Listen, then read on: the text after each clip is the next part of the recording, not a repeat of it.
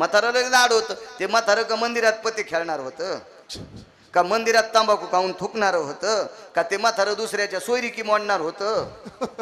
काही काय म्हाताऱ्याला लय नाद. बापा बापा बापा गावात सतरंजा जमा केल्या, गाद्या जमा केल्या. आता कोणाची ते सोयरीका असल्या इतक्या गाद्या नसतात ना.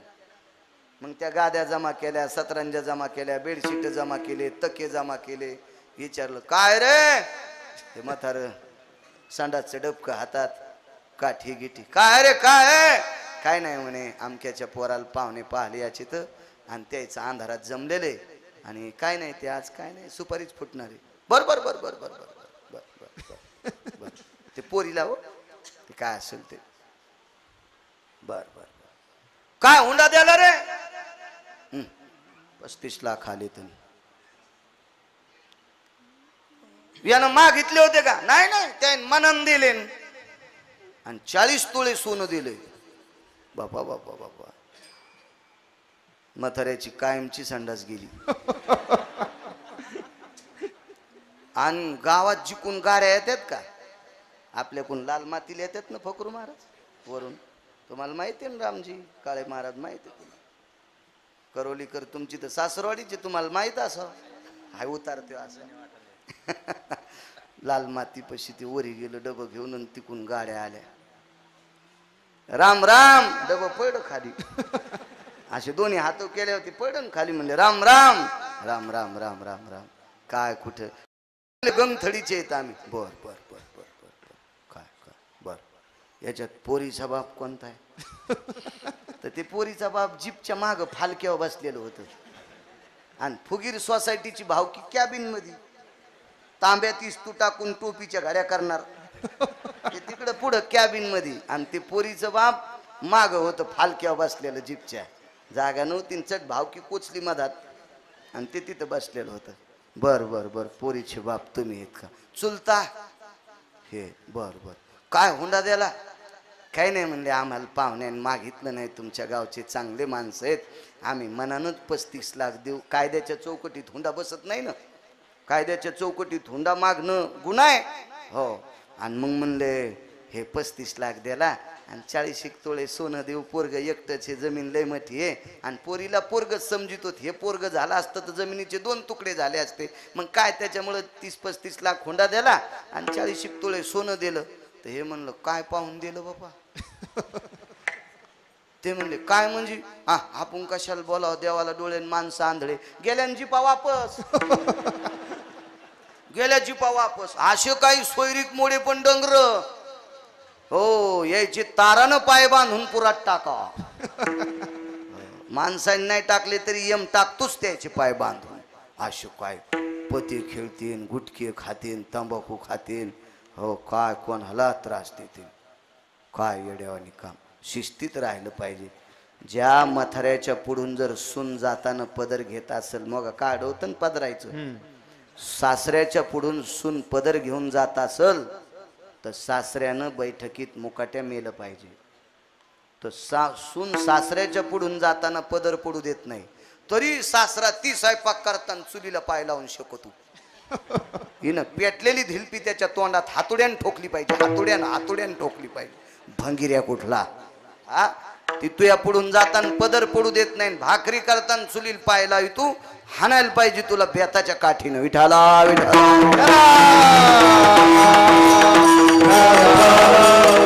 आचारसंहिता आहे. मर्यादा सांभाळली पाहिजे. आपण ते पोरा येऊन चाललो होतो तंबाखूचं घरानं जाऊ द्या.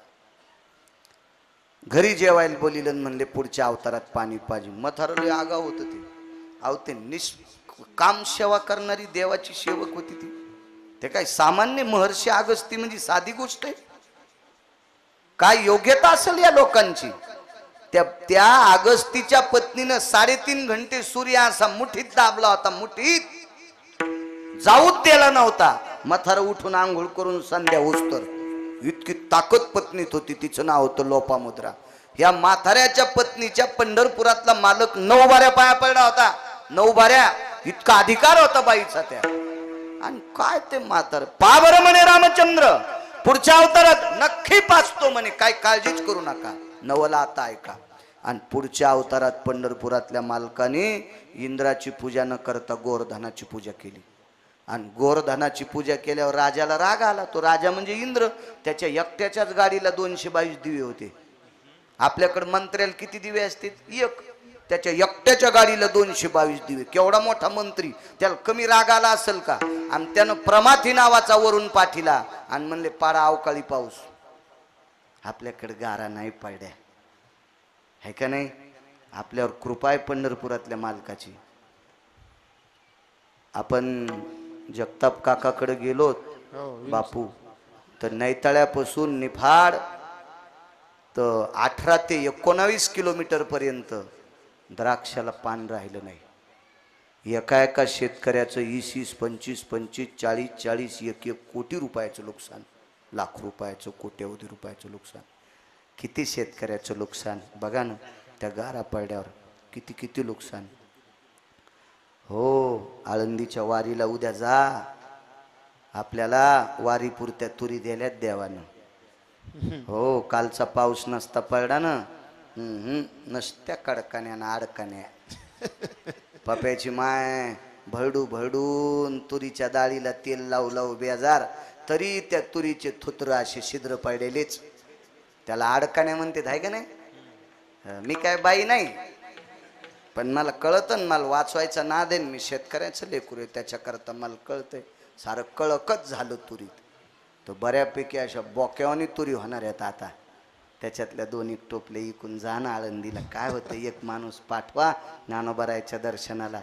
आपल्याला चांगला पाऊस पाडाय, नाही तर आपल्या ज्वाऱ्या येत नव्हत्या. आपल्याला काय नव्हतं, आपल्या गव्हाचा मेळ नव्हता वाजत. गव्हाचं पाणी बरोबर 3 आठवड्यापुरतं धकिलं मालकानं. कशावर दाखवायचं होतं?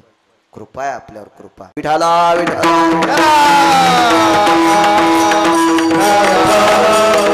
गावकरी मंडळी 1 वाजून गेला. राजू सांगा ना बंद कर गिरगावकर म्हणून. तू मोठा झाल्यावर लग्न करणार ना? काय गोड हस तू. गुदगुल्यात झाल्या लग्न करीन म्हणल्यावर, आहे का नाही? भेटन तुला, कीर्तनात शब्द दिलाय, भेटन बायको तुला, ताण घेऊ नको. लग्न करशील ना पण? हो हो म्हणलं. कॅमेऱ्यावाले फिरवार त्याच्याकडे. बरं, एका डोळ्यानं पोरगी आंधळी असल्यावर करशील का? पहा कसा उचले आहेत. हो, तिच्या बापान 40 एकर जमीन दिल्यावर हो, मग तिचा संडासचा तांब्या पण तूच घेशील नाही का? काय पोरग हुशार रे लखने. आम्ही हुशार नव्हतो तर आमच्या लग्नाच्या टायमाला.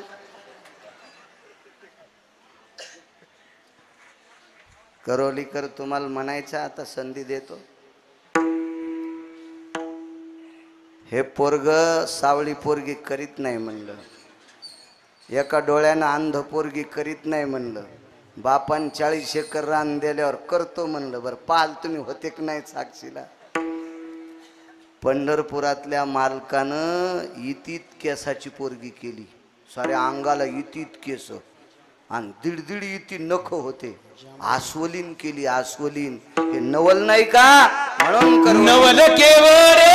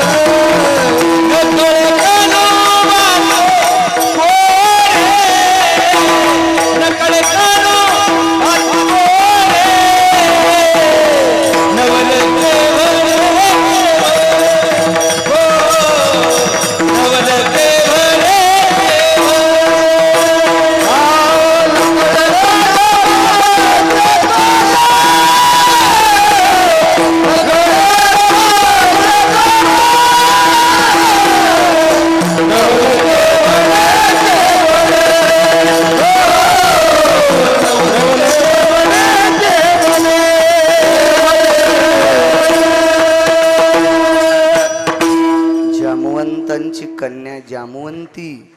पंढरपुरातल्या मालकाला 16,107 पत्न्या लक्ष्मीसह. तरी पण जामवंतीशी लग्न केलं. सामान्य क्रांती नाही. आपल्याला तर उंची बरोबरीची लागते, रंगही गोरा लागतो. हो, तीन वाटेल ते कामं केलं पाहिजे. सुमळ्या तुला हाणायला पाहिजे.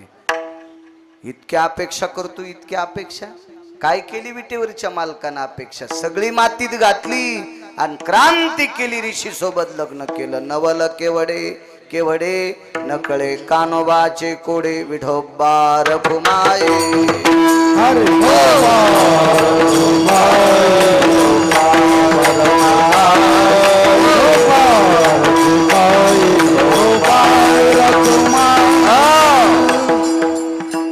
पाच 10 मिनिटात चरित्र सांगून पूर्णविराम करू. ब्रह्मांडाचा मालक मथुरेत जन्माला आले. नंदाच्या घराला मजनी गोकुळाला. मला घेऊन जा, तिथे मायेचा जन्म झालाय. मला तिथे ठेवा आणि माया घेऊन या. उचलीला कमळापती पायीची बंधने गळते. उचलल्याबरोबर त्या बेड्या बंधन गळून गेले. ब्रह्मांडाच्या मालकाला सुपात ठेवलं. कारण मथुरेतनं गोकुळात भगवान सुपात आले. म्हणून आपल्याकडं जर खरोखर शांतीवर पोरगा आला असेल, ज्येष्ठा असेल, मूळ असेल, तर त्याच्या शांतीच्या वेळेला सूप लागत असतं. हे 27 वर्षापूर्वी मला माहीत होतं. आता काय मी ते करीत नाही काम, पण ते त्यावेळचं माझ्या मेमरी कार्डावर डाटा झालेला आहे. त्या सुपात जगाच्या मालकाला घेतलं, पितांबर झाकला देवकीचा फाडून आणि भगवंताला उचललं. देवकीनं पाय धरले. मला दाखवा ना एकदा. प्रेम होतो. 6 मारले होते भावानं. साही मारी दुराचारी. वसुदेवानं सांगितलं, देवकी रडू नकोस. आपल्या देखता 6 मारले, एक पोटात गळून गेला. जिराला तो गर्भ, याला कुठंतरी लपू दे ग. देवकी आई साहेब रडत होत्या, पण वसुदेव रडत नव्हते. तुम्हाला सांगतो, दुःख पचवायची ताकद ज्ञानात असते. माझ्या इथं बसलेल्या पवित्र महाराष्ट्राच्या मातीतल्या कौसडी गावातील असतील किंवा इथल्या पाहुण्या असतील किंवा परिसरातल्या मावल्या असतील, तुमच्या चपला सगट पाया पडतो. मूर्ख बाईपाशी रड जाऊ नका. नालायक बाईला आपलं दुःख सांग जाऊ नका. हो, काही माणसं दुःख रडून ऐकतात आणि 6 नळ्यानं तिकडे पेरीत येत. बरं झालं, लय शहाणपणा करीत होती म्हणून सुनानं झटका द्याला. चांगली तिंबाळली सुनानं. अशा काही काही नालायक असतात. अशापशी काही काही बायका दिसायला बायका, पण अवताराच्या मांजराच्या. सुनान स्वयंपाक कर म्हणलं तर करायची नाही आणि शेजारीन चपात्या करताना तिला उंडे करून देती. अशा काही घर हुंग्या ह्या मांजराच्या वंशाच्या बायका असतात. तुम्हाला सांगू का, माणसं सुद्धा बैल होते ना. आयुष्यभर काम करतो, बँकेत कोटीन धोत्राल गाठी. हो, दात घासीत शेजाऱ्याकडे जातो. घरी कुंटलान सोयाबीन झालंय, 100-200 क्विंटल, पण घरचा चहा पेत नाही, बाहेरचा पेतो. तशात थाप्या लावतो. हे पण बैलच ना. कुठं पोरं याच्या अंगावर तर चट काढून घेणार आहेत. माणसं पण अशी बैलावानी असतात ना. तुम्हाला सांगू का, काबाड कष्ट करतून त्याचा उपभोग घेत नाही त्याला बैल म्हणायचं. कुंटाला न जवळ असताना उष्ट खातू त्याला कुत्र म्हणायचं.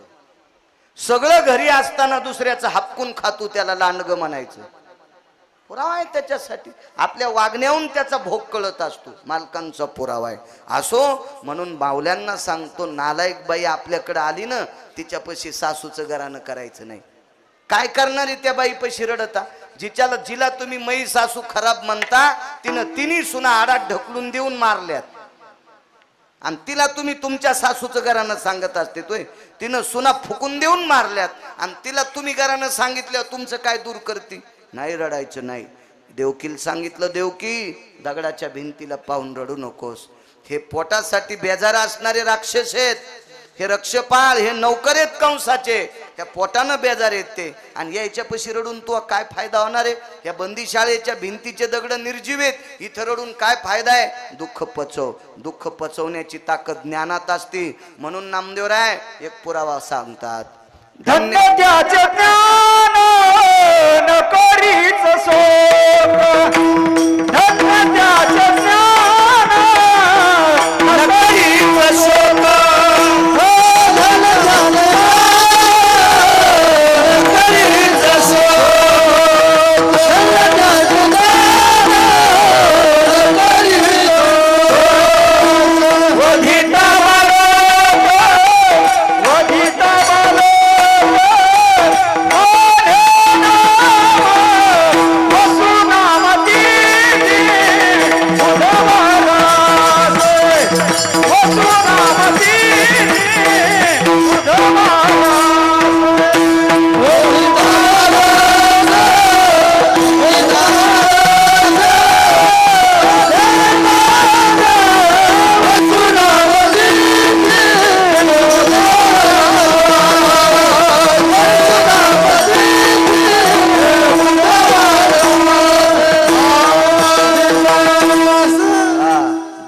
त्याचे ज्ञान न करीच शोक, वधिता बालक नामा म्हणे. भगवान जन्माला आले तो दिवस बुधवार होता. बुधवास रे, बुधवारी जन्माला आले. वैकुंठवासी धर्मभास्कर वक्ते बाबा कल्याण मासिकातला एक बापू पुरावा सांगायचे. त्या कल्याण मासिक म्हणजे फार श्रेष्ठ मासिक होतं. त्याच्यातले जे वाक्य होते ते अत्यंत गोड हिताचे होते, आपल्या फायद्याचे होते. आता ते मासिक चालू आहे का बंद आहे मला काही माहित नाही, पण वक्ते बाबा पंढरपूरला प्रवचनात निर्वाळा ऐकिला. आपल्या घरातल्या गायी, दारातल्या गोठ्यातल्या गायी जर व्यवस्थित खोडीला असतील तर बुधवारी मंगळवारी संध्याकाळी दही लावायचं, आणि बुधवारी सकाळी रही लावून एक छोटासा एवढं सुपारी इतकं लोणी, त्याच्यावर तुळशीचं पान ठेवायचं, आणि खडी साखरेचा बारीकसा खडा त्याच्यावर टाकायचा, आणि आपल्या देव्हाऱ्यात जो रंगनाथ असतो का, रंगनाथ लंगडा देव म्हणते त्याला, त्या रंगनाथाला सकाळी स्नान करून पहाटे बुधवारी नैवेद्य अर्पण करायचा. गाईच्या खोडी जात्यात. हो, आपण सोपं करीत नाहीत. याची दोरी आण, त्याचा गांडा आण, आणि त्या जंगळलेल्याच्या गंड्यान काय होतंय? ते सोमवारी मासे खाते, आणि त्याच्या गंड्यान गाय नीट होत असती वय त्या जंगळलेल्याच्या ना. आपले उपाय करत जा, आपले आपले शास्त्र आहे त्याच्या पाठीमागं. गायीविषयी प्रेम ठेव जा, फार मोठी ताकद हे गायीत. असो, बुधवारी जन्माला आले ते वारावून लक्षात आलं रोहिणी नक्षत्र होतं. भगवान परमात्मा रोहिणी नक्षत्रावर का जन्माला आले? चंद्राला बायका होत्या 27, आणि मोठ्या बायकोचं नाव होतं रोहिणी. रोहिणी, आणि भगवंताच्या एका आईचं नाव सुद्धा होतं रोहिणी. ती नंदाकडे होती. 12 पत्न्या होत्या वसुदेवाला. कारण या रोहिणी नक्षत्रावर जन्माला आल्या भगवान परमात्मा चंद्रवंशात जन्माला आले, म्हणून त्याच्या ज्येष्ठ पत्नीला आनंद व्हावा याच्याकरता नक्षत्र रोहिणी घेतलं, आणि तिकडं आपल्या आईला सुद्धा आनंद व्हावा रोहिणीला, म्हणून रोहिणी नक्षत्र आजन जन्म धात्री नक्षत्र रोहिणी, याच्याकरता रोहिणी नक्षत्रावर जन्माला आले. रात्रीला जन्माला आले. अज्ञानाचा अंधकार संपायचा होता आणि ज्ञानाचा प्रकाश पाडायचा होता, म्हणून रात्री जन्माला आले. आणि दुसरे एक कारण, मागचा अवतार सूर्यवंशातला आहे, दुपारी जन्माला आले. पळभरी होय स्थिर माध्यानाशी दिनकर, पळभरी होय स्थिर. दुपारच्या वेळेला सूर्य थांबिला आणि भगवान परमात्मा जन्माला आले. चंद्राला थोडंसं दुःख झालं, म्हणे तुम्ही सूर्यवंशात जन्माला आले, सूर्यास्तान जन्माला आले, मग मला चंद्रवंशात जन्माला आले, मला झोपीत का टाकता? म्हणून अष्टमीच्या दिवशी चंद्राची कोर दिसत असते, आणि मग रात्रीच्या 12 वाजता मध्यरात्री काग सखे चंद्र थांबला, कृष्ण जन्मला ग सखे काना जन्मला. पण पुरावा गाथ्यातला नाही, नंतर कोणी इचकायचं नाही. विठाला विठाला विठाला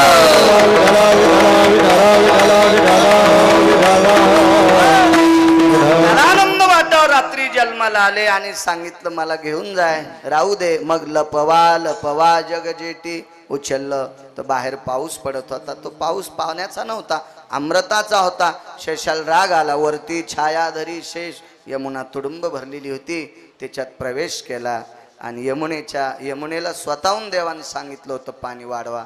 त्याचं कारण सांगू तुम्हाला. आईनं शोक केलता. 7व्या अवतारात आई बी रडली आणि वडीलही रडले. म्हणजे दशरथ राजा सुद्धा रडले होते आणि कौशल्याही रडली. पण 8व्या अवतारात एकटीच देवकी माता रडली. माझे वसुदेव बाबा नाही रडले. मग बाबाचं माझ्यावर प्रेम नाही का हे बघण्यासाठी पाणी वाढलं. तर पाणी तोंडात जात असताना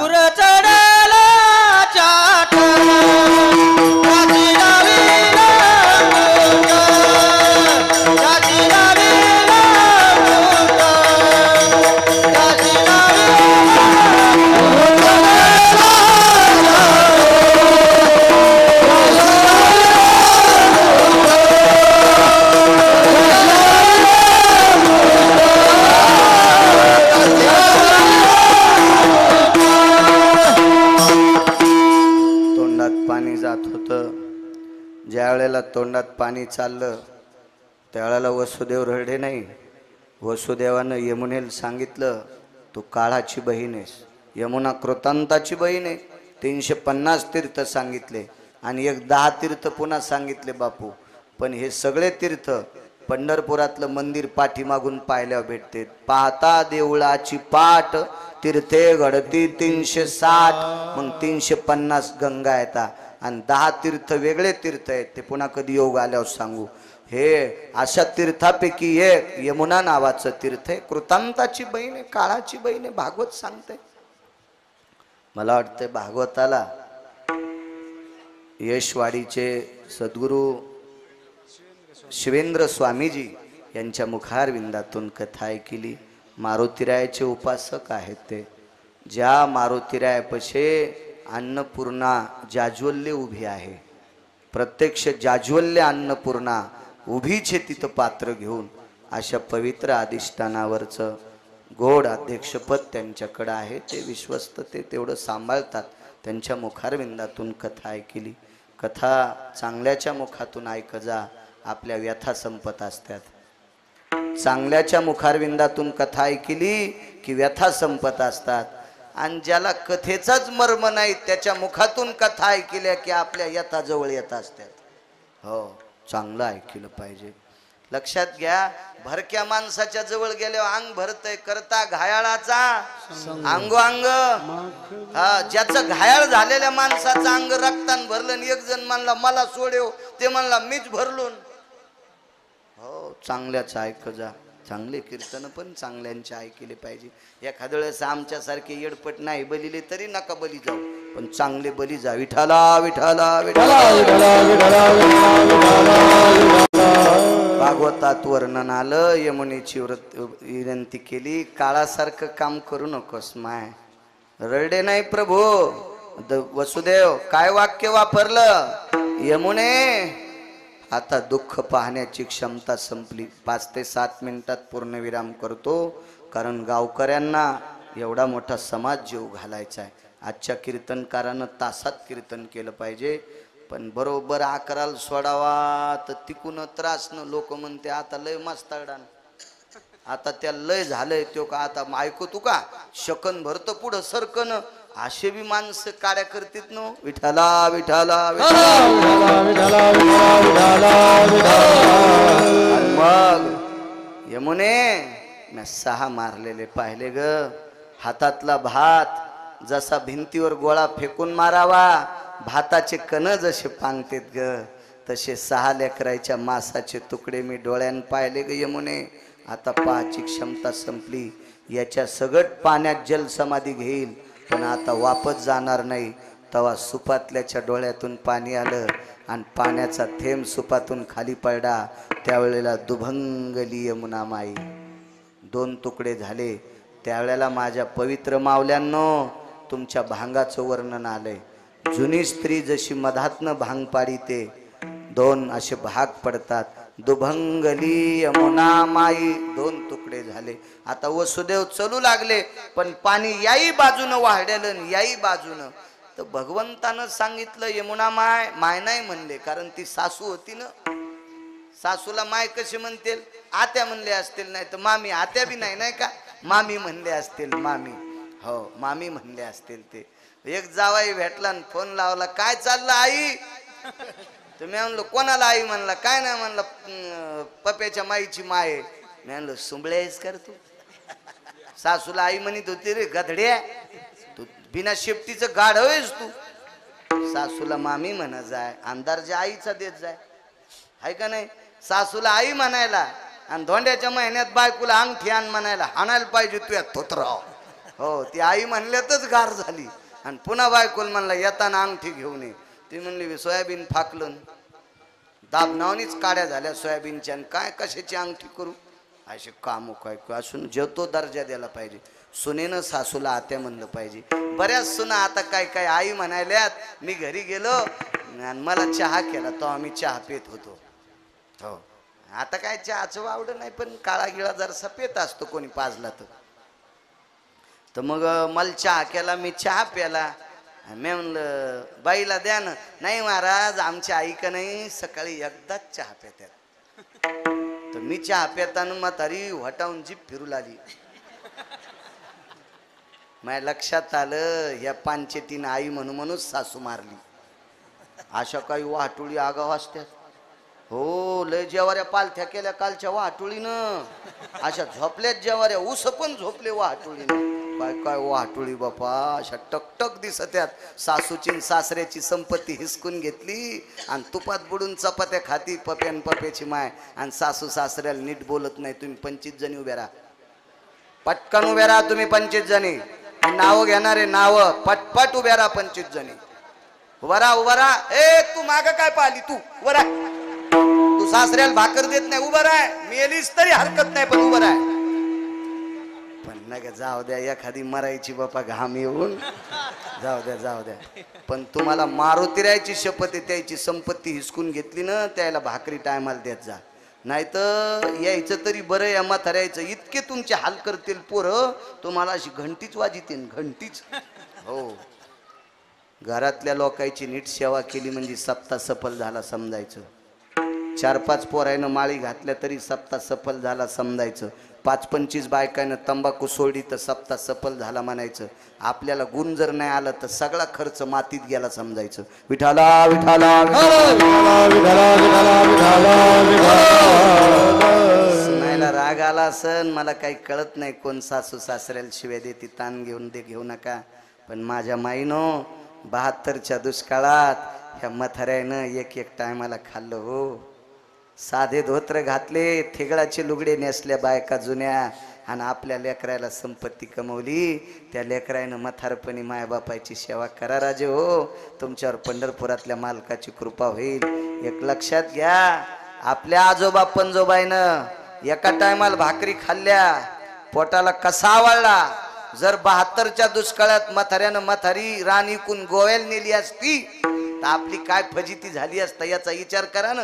गुडघ्याला पटका बांधून आपल्या मागच्या बापदाद्यानं 72च्या दुष्काळात सहन केले चटके, म्हणून आपल्याला चांगले दिवस पाहायला आले. म्हाताऱ्याला त्रास देऊ नका. तुमची पाया पडून विनंती करतो, चपला सगट पाया पडतो. बायकाच्या हातात एक कारभार सगळा. त्या सिनेमातले गाणं ऐकील तर मी ट्रॅक्टरमध्ये, नवरा माझ्या मुठीत ग, ते ट्रॅक्टरवाले लय जोरानं गाणे लायतेत ना. त्या गाण्याच्या नादात ट्राल्या मागन मुंडकच घेऊन गेला कारखान्यात. करा वजन काय पप्याची माय बैमान दुनिया आई रे आई. बस बस जाऊ द्या. आणि हे कसं होतं माहितीये का, गावरान तुपातला शिरान वरून दाडा वाढा. विठाला विठाला विठाला विठाला विठाला. जाऊ दे ते लय मोठे. तो ते गाणं ऐकील तर मी नवरा माझ्या मुठीत ग, तर मला असं म्हणावं लागल नवरा माझ्या बगलात ग. असं नाही बगलात दाबायचा. आपल्या मालकाला नीतिमतेत वागवायचं, आपल्यावर कृपा होईल. चला मी आता वापस जाणार नाही. मग त्यावेळेला यमुना कमी होत नव्हती, म्हणले रस्ता दिलाय ना तुम्हाला, तर भगवान म्हणले वाढती का. मग तिनं सांगितलं मला दर्शन घ्यायचं. सासू जावायच्या पाया पडी, पुरत चढला चाट त्याशी लाविला अंगुष्ट, दुभंगली यमुना माई. दार उघडं होतं, गाईचा दरवाजा उघडा होता. ज्याच्याकडे लय मोठी जमिनी, एखादी गाय पाळी जा एखादी गाय पाळी जा. आपल्याला मागच्या आठवड्यात 2 मुसलमान भेटले. ते मुसलमान भेटलेत. मी म्हणलो काय चाचा काय? नहीं बोले आप गाय के वास्ते कीर्तन में बोले बोले बहुत बढ़िया है. म्हणलं तुम्हाला मुसलमानाला कसं काय आवड? ते म्हणलं आमची 5वी पिढी आहे, आम्ही इकतचं दूध खात नाहीत. माझ्या पोराचं दुकान आहे म्हणे, आमच्या पोराच्या दुकानावरून उंदीर धरल्यावानी लोक थैल्याने ते दुधाच्या, पण आम्ही ते दूध पेत नाहीत. माझ्याकडे 5 गायी नाही, आमच्या मित्राकडे 9 गायी आहेत. जातीचा मुसलमान, खात नाहीत म्हणले आम्ही इकडचं तिकडचं दूध, मुसलमान. आणि आपल्याकडे 40 एकर जमीन, गाई नाही पाळड्या, कोंबड्या पाळड्या, पापा पापा तिती तिती, पापा पापा तिती तिती. आणि यान महाराज दूध घ्यायला. तर म्हणलं मला नको दूध. नाही म्हणले घ्या महाराज दूध घ्या. आणि म्हणलं दूध आता आणतो जाऊन. अरे म्या म्हणलं त्याच्यापेक्षा रोगर पेलेल बरं. ती गडी ती उंदीर धरल्यावानी थैली आणायला, आणि 5 तू काय आम्हाला मारतो का महाराज तू? असे काय आगाव पण आहे का नाही, त्या लोकांना कळालं. बघा गाई असा ज्याच्याकडे 4-2 एकर जमीन आहे, आपले लेकरं चांगले होते. माय सात्विक जर दूध खाल्लं तर आपले लेकरं उद्या चांगले मार्क पडतील, हुशार होतील, ह्या देशाचे उगवते तारे होतील. त्याला चांगलं खाऊ घाली जा. हा कापूस शिकला 250 क्विंटल, चाललो मुरमुऱ्याचं पोतं घेऊन. हो हा भरपूर खाल्लं. पोरं म्हणले उगा खराबा रस्त्याचा काय ते इतके मुरमुरे खाऊन. काजू आण 2-3 छटाक खाऊ घाल, त्याचा मेंदू चांगला वाढेल, हुशार होतील चांगलं. आपल्या मालकाला वाईटात पैसे खर्चण्यापेक्षा लेकराच्या दर्जावर पैसे खर्चा म्हण, चांगलं होईल, आपलं गरज आहे. चला 9 लाख गायी होत्या नंदराजाकडे, दरोजा लावायचं विसरले, आत ठेवलं आणि ती कन्या घेतली. इथून हातातली निसटली. तुझ लागी वधी उपजला मजाधी. आणि इकडे काय गोकुळीच्या सुखा अंत पार नाही लेखा. बाळकृष्ण नंदा घरी आनंदल्या नरनारी. गोपी जमा झाल्या गवळण म्हणती गवळणीला, पुत्र झाला यशोदेला. एक धावे एकी पुढे वाटी ताटी सुंट वडे. ताईनं सांगितलं काल पोरगी झालती, फिरविले दोन्ही कन्या आणि चक्रपाणी. लागलीच मग सगळ्या गोपी जमा झाल्या, नाना प्रकारचं दान दिलं. आणि भगवान रांगत होते, तळवे तळ हात टेकित, डाव्या गुडघ्यानी रांगत. रंगनी रंगनाथ टोम्या देखील असे, चालू लागले खोड्या केल्या. आता जाई राणा सवे घेऊन गोधना, पावा घोंगडी घेऊन पायी. मग भगवान वनाच्या ठिकाणी गाई वासर घेऊन सर गोपाळ थकले. खांदी बार पोटी भूक, काय खेळायाचे सुख. एकत्रित बसले. बिभ्रतम वेन शृंगायाम व्याधी निरशन हितार्थायाम. दुसरा श्लोक आहे. यत मध्याभय व्यालाक्ष कृतुयम यत संगान भव जायते. पाप क्षालन हितार्थायाम कवलम कवल प्रसाद रस्तु. यत प्रसाद रस्तु भय व्याप्तियाम जायते कनवम यतो. गोपाल कृष्ण भगवान की जय. ज्ञानोबराय तुकोबरायच्या कृपेने आपल्याला काला मिळतोय. ज्ञानेश्वर माऊली, ज्ञानराज माऊली, तुकाराम ज्ञानेश्वर माऊली, ज्ञानराज माऊली, ज्ञानेश्वर माऊली, ज्ञानराज माऊली, तुकाराम ज्ञानेश्वर माऊली. जय जय जय. विनेकरी जवळ या. शिंके लावी दोरे. मंदिरातील विनेकरी, मंदिरातले सगळे विनेकरी इकडे या. शिंके लावी एले दोरी होतो तिघाचे मी वरी. हारे दोरी कडे मुख पसरोडी कडे. आवाज दारा दिस जाई गोपरा. तुम्ही वारे दोरी कडे मुख पसरोडी कडे. तुका मध्ये हाती दुमान दे दे तुका. तुम्ही वारे दोरी कडे मुख पसरोडी. आ कडे कृष्ण मनी अवघाजने.